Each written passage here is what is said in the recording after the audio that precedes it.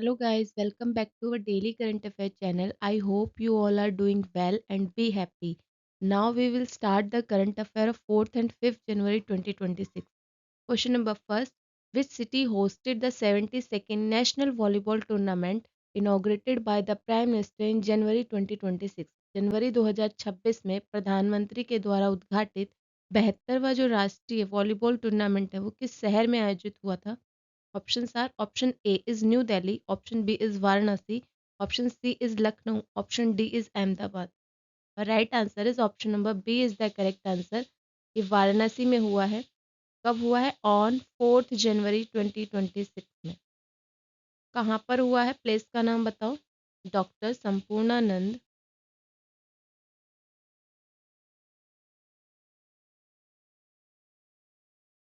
Sports stadium के अंदर ये आयोजित किया गया है. कितनी टीम्स ने पार्टिसिपेट किया है? तो 58 टीम्स. प्लेयर्स कितने थे? लगभग प्लेयर्स थे 1000 प्लस. और ये जो आयोजन हुआ है ये वाराणसी में खेल संरचना और जो राष्ट्रीय स्तर के खेल कार्यक्रमों को बढ़ावा देने का प्रयास को दर्शा रहा है.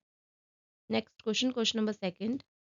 विच app was recently launched by the Election Commission of India to integrate multiple voter services? चुनाव आयोग ने हाल ही में कौन सा ऐप लॉन्च किया है जो कि कई मतदाता सेवाओं को एकीकृत करता है? Options are option A is voter connect, option B is ECI net, option C is e election portal या option D is poll track India. Right answer is option number B is the correct answer. ECI net ये image में भी आपको show हो रहा है. ECI app जो है वो लगभग 40 से अलग अलग जो ऐप और प्लेटफॉर्म है जैसे कि वोटर हेल्पलाइन और सी विजिल जो एक ही जगह पर लाता है इन सबको. और यह मतदाताओं को चुनावी डाटा, मतदान रुझान और सेवाओं तक आसानी से पहुंच को प्रदान करता है. और नागरिक इसमें 10 जनवरी 2026 तक ऑन 10 जनवरी 2026 तक इसमें अपने सजेशंस दे सकते. Next question, question number 3.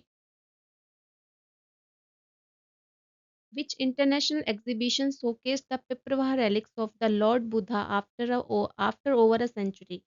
इस अंतर्राष्ट्रीय प्रदर्शनी में 125 वर्षों के बाद पिप्रवाहा के भगवान बुद्ध के अवशेष प्रदर्शित किए गए हैं. तो options are option A is Buddha heritage global summit, option B is the light and the lotus relics of the awakened one, option C is the Kapil Vastu cultural conclave या option number D Sacred Asia spiritual. Our right answer is option number B is the correct answer. The light and the lotus relics of the awakened one. ये नई दिल्ली में आयोजित हुआ है. कहाँ पर हुआ है? न्यू दिल्ली के अंदर आयोजित हुआ है. और इस प्रदर्शनी में पिपरवाह के जो पवित्र अवशेष हैं उन्हें लगभग 125 साल के बाद, कितने सालों के बाद? आफ्टर 125 ईयर्स एकत्र किया गया है और उनको प्रदर्शित किया गया है. यह भारत की जो सांस्कृतिक कूटनीति को मजबूत करने और बुद्ध धर्म के जो जन्म स्थान है उनके रूप में भारत की भूमिका को दिखाएगा. Next question, question number 4. The बदलता भारत मेरा अनुभव campaign whose winner were announced in January 2026 was organized in collaboration with which platform? बदलता भारत मेरा अनुभव अभियान जिसके विजेताओं की घोषणा जनवरी 2026 में हुई किस प्लेटफॉर्म के सहयोग से आयोजित किया गया था? Options are option A digital India portal, option B my government, option C national informatics centre या option D Prasar Bharati. Right answer is option number B is the correct answer, my government. आपको logo भी यहाँ पर दिख रहा है. किस ministry के अंतर्गत आता है?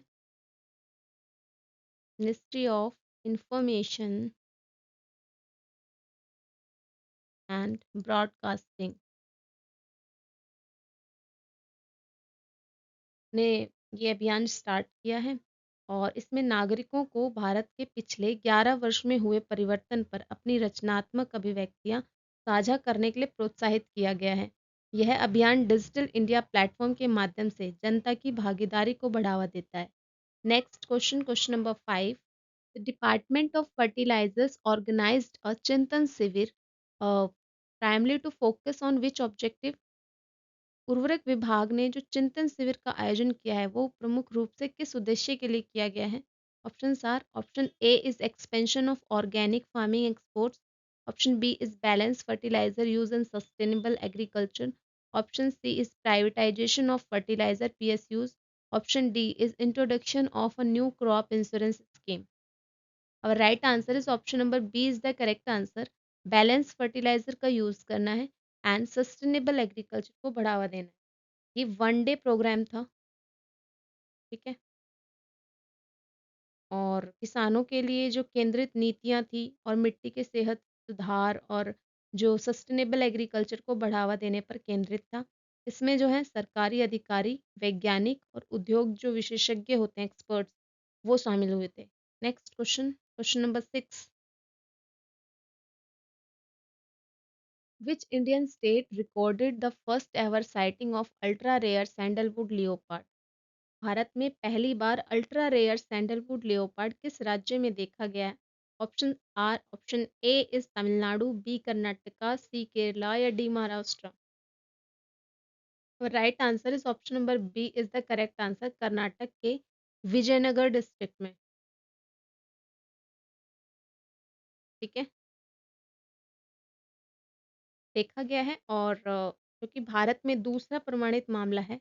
इसका जो पेल रेडिश पिंक कोट है, इस लियोपार्ड का जो पेल रेडिश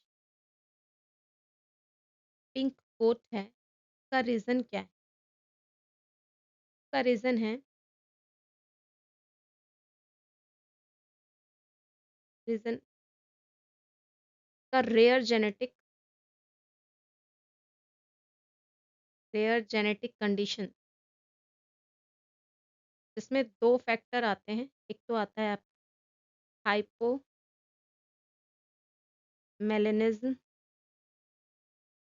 और एक आता है आपका एरिथ्रिज्म. ठीक है. ये वहाँ की जो रिच बायोडाइवर्सिटी है और उसका कंजर्वेशन है, उसके इम्पोर्टेंस को दिखाता है. Next question, question number 7.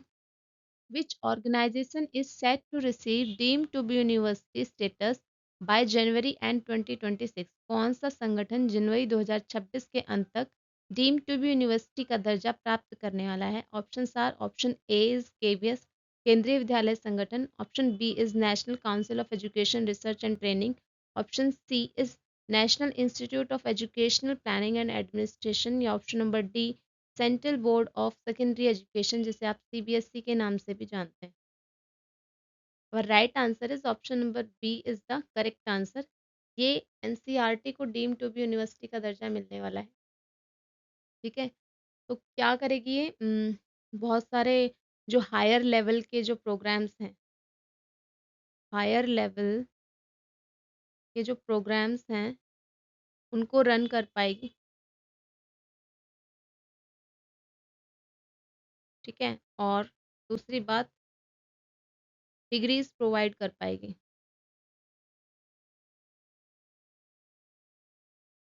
ठीक है. यह जो शिक्षा में अनुसंधान को मजबूत करने और पाठ्यक्रम विकास को अकादमिक प्रशिक्षण के साथ जोड़ने में मदद करेगा. Next question, question number 8. Under which national programme has India develop 3D printed automatic weather station to improve forecasting? किस राष्ट्रीय कार्यक्रम के तहत भारत ने 3D printed automatic weather station विकसित किए हैं? Option are, option A is mission Meghdoot, option B is mission Mausam, option C is national climate action plan, या option D mission Vayu. Right answer is option number B is the correct answer, mission Mausam, जो कि आपको image में भी show हो रहा है. 2000 crore rupees का इनिशिएटिव है, मिनिस्ट्री ऑफ अर्थ साइंसेज, ये आपको याद रखना है. और ये जो है this station will enhance the hyper local weather forecasting and bridge data gaps. Starting with deployment कहाँ से होगा इसका? दिल्ली से, फरवरी 2026. Next question, question number 9. The Landscape pilot project launched in December 2025 was implemented in which location? दिसंबर 2025 में launch किया गया land stake pilot project किस स्थानों पर लागू हुआ है किया गया है? Options are option A is Delhi and Haryana, option B is Chandigarh and Tamil Nadu, option C Rajasthan and Gujarat या option number D Punjab and Maharashtra. और right answer is option number B is the correct answer, Chandigarh and Tamil Nadu. ये जो लैंड स्टेक पोर्टल है launch किया गया है under the digital India land record modernisation programme के तहत। ये क्या करेगा, इंटीग्रेट करेगा ऑल लैंड रिकॉर्ड्स को into a single GI based plate. ठीक है। और यह जो पायलट है चंडीगढ़ और तमिलनाडु में शुरू हुआ है, जिससे वहाँ की जो ट्रांसपेरेंसी है, ट्रांसपेरेंसी और जो एडमिनिस्ट्रेशन है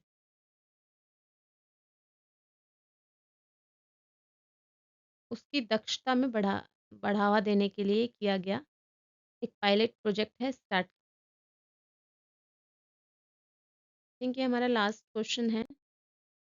ये अभी आपके रिकैप स्टार्ट है वन लाइनर, ये इंग्लिश में है और ये आपके हिंदी में है। आप इसको आज के आज रिवाइज कर लीजिएगा। And thank you so much for watching this video. If you like this video, then you will like, share, subscribe, and comment also. Thank you so much again.